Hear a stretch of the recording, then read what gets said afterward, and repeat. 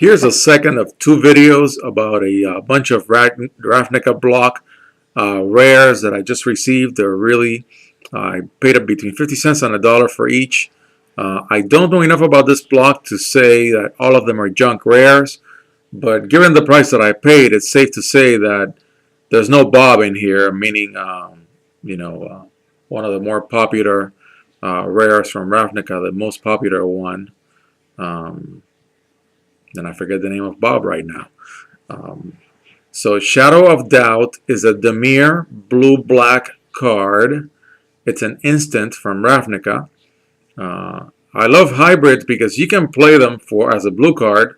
You can play this card as a blue card and you wouldn't care that it's got a black ability that you can play for black.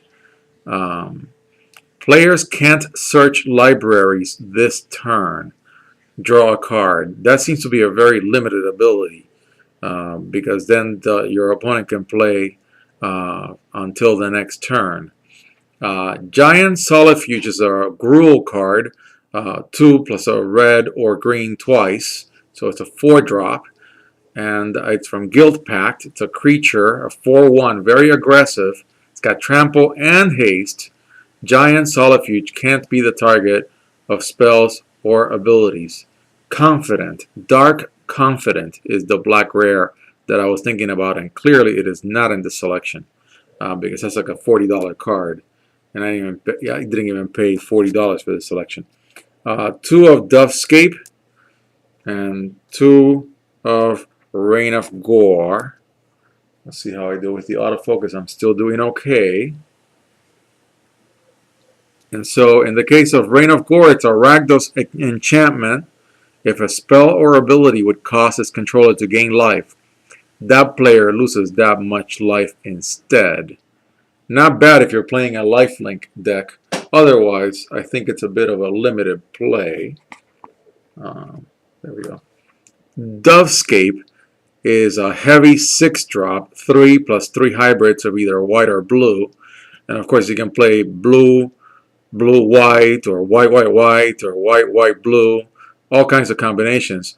Whenever a player plays a non-creature spell, counter that spell. It's an enchantment, so you can be doing this every single turn. I like that. That player puts X 1/1 white and blue bird creature tokens with flying into play, where X is the spell's converted mana cost. I don't like that. And so I think this is a junk rare because the first part of the paragraph, the first sentence that reads great. Hey, you're going to get this great benefit. And then in the second one, you're like, well, but guess what? You're going to be arming your opponent with a bunch of tokens. That doesn't read good. Dread Slag is another Rakdos card. It's a creature. It's a 9/9. Wow, for a 5-drop. But it gets -4/-4 for each card in your hand. You better be doing a lot of discarding or get lucky when you play this thing. But wow, Trample 9/9. I mean, of course, like any other junk rare, you're rarely going to get this lucky in a game. But if you do, man, you're in for a lot of fun. Cytoshape is a Simic card, green and blue, 3-drop instant from, and both of these cards are from Dissension. Choose a non-legendary creature in play. Target creature becomes a copy of that creature until end of turn. Very interesting. It means that you would be playing, you would want to probably play a deck with no legendaries. When Ravnica was in the same standard as Kamigawa with all those legendaries, maybe this could have been an interesting play. I don't see it being an interesting play otherwise.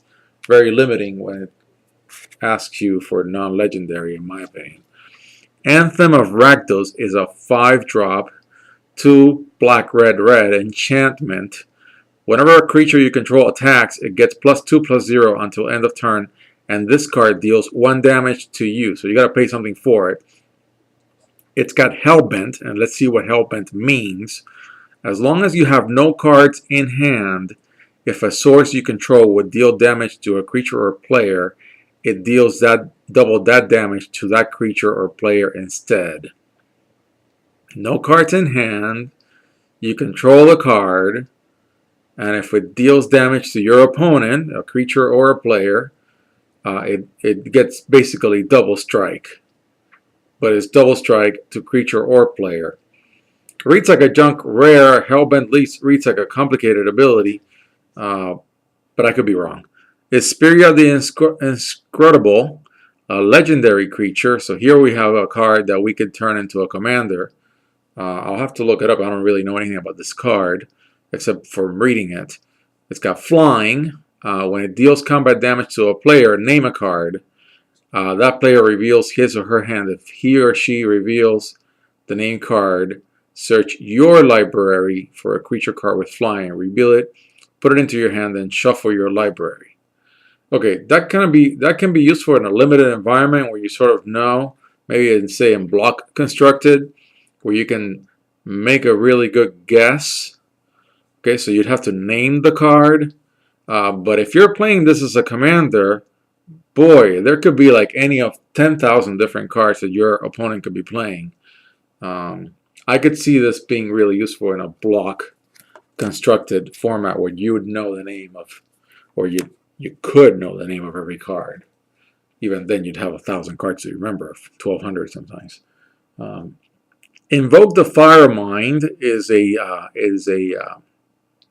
Izzet card, blue-red, sorcery from Guildpact.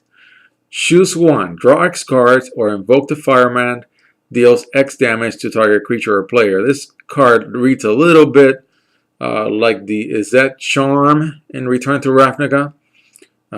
It's a sorcery. Cerebral Vortex, of which I have 2 copies. One I pulled from a pack and one I bought from this little lot. It's an instant, also an Izzet, a 3-drop. Invoke the Firemind is X and a 3-drop. So you would draw X cards. It can be really heavy, but you can get a lot of cards if you have 3 mana plus something else. In the case of Cerebral Vortex, target player draws 2 cards. Then this card deals damage to that player equal to the number of cards he or she has drawn this turn. Draw 3 cards, draw 2 cards, lose 2 life.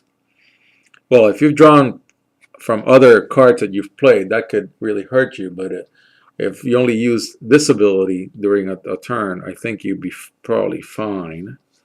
Then we've got Rumbling Slum. I pulled the foil version from a pack, and then the regular version I bought in this lot.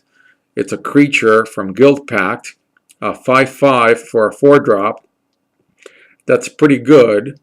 At the beginning of your upkeep, this card deals 1 damage to each player, and that must include yourself, I assume.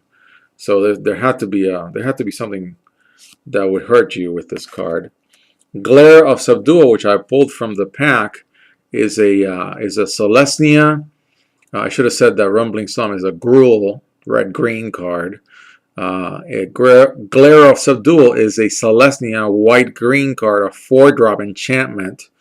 Love enchantments because they just sit there and they help you all the time. Tap an untapped creature you control.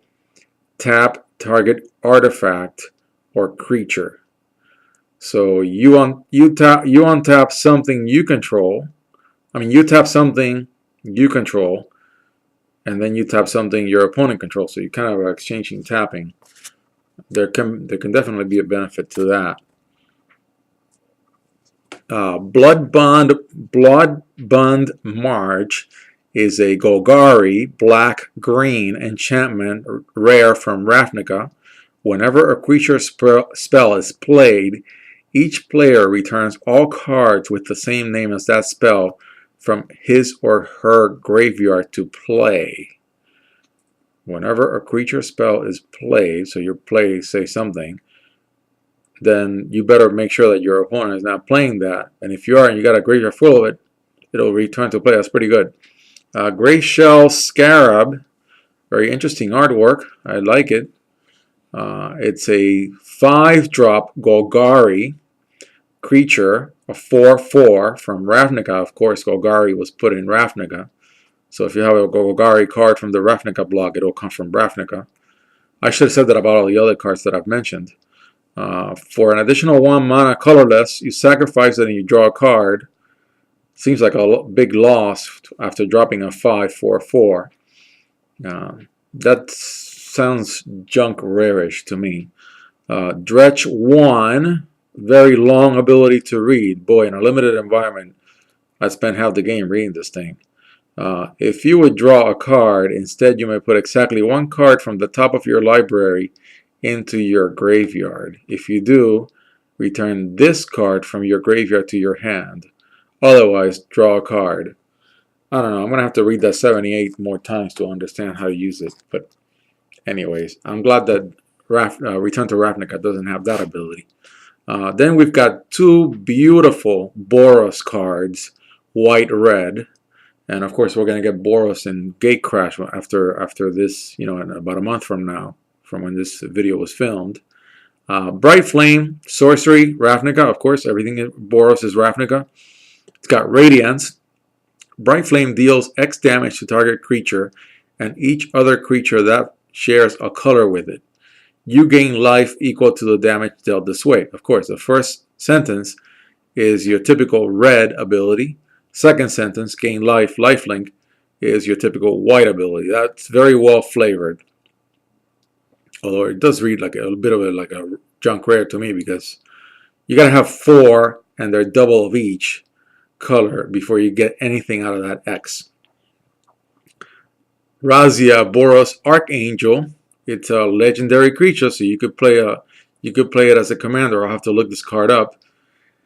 It's a monumental 8-drop 6/3. Oh my god, 8-drop. I mean, you're lucky if you get that far in a game. If you've got an opponent with a good deck. Flying, Vigilance, and Haste. That's wonderful.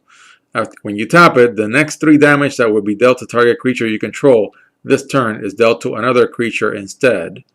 So you can choose which creature gets slaughtered. And it's got Flying, Vigilance, and Haste. But it's a monumental 8-drop.